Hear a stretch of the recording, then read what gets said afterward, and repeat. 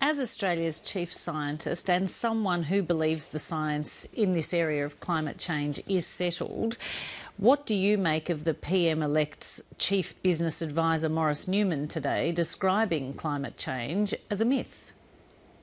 I think it's a silly comment. He goes on to say that the money spent on agencies and subsidies pursuing these myths has been wasted. Well, he still uses the word myth, so it's still a silly comment. Well, presumably one of the agencies considered to be wasting taxpayers' money was the Climate Change Authority, of which you were or are a member.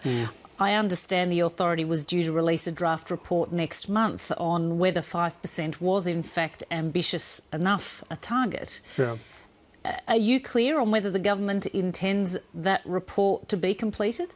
No, I'm not. You'd have to ask the people who run the Climate Change Authority, and that's not me. You are a member of it, though. I am, but I don't know where it's up to today. How important is it that that work is continued, in your view? Well, I think it's important work. I think that it's carefully analytical, very rigorously done, very carefully done, and it will present a view. And I think it's then up to people to judge it. It's up to politicians to respond to it one way or the other. But I think it's important work to put out there, so again the debate is informed rather than toss words around like myth.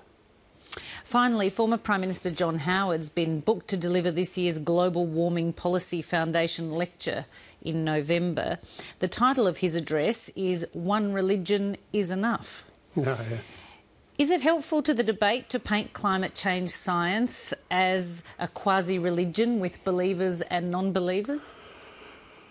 Well, Emma, there are believers and non-believers, I suppose. Personally, I'm not a believer. I just look at evidence and I see where the balance of the evidence is going. I think one of the unfortunate things in this area is that it's turned out to be a sort of belief. You know, do you believe in or do you not believe in?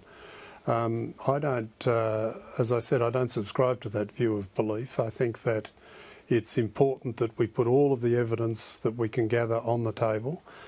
Some of it will be strongly on one side of the argument. There may well be stuff strongly on the other side of an argument. It's always like that in science.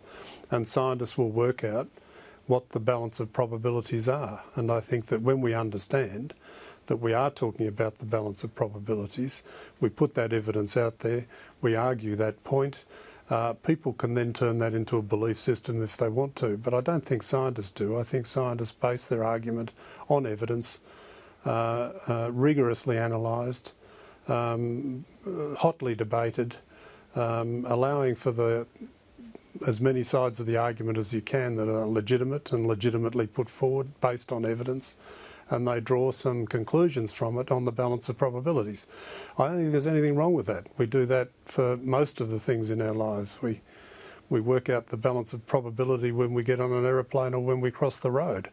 It's our life, and science is based on evidence designed to increase the level of probability that allows us to draw certain conclusions or from which we can take certain actions. And I think that's the important part of it. And I don't think about this as, you know, I believe. I mean, what would that tell you? I mean, it doesn't tell you very much. It just is a waste of your time and mine for me to do that, quite frankly. I think that it's much better for me to say, I think the evidence is heading in this particular direction, and if you want to know about it, I'll get as much of it to you as I possibly can. Professor Chubb, I appreciate the time you've taken to speak to us this evening. Thank you. Okay, Emma, thank you.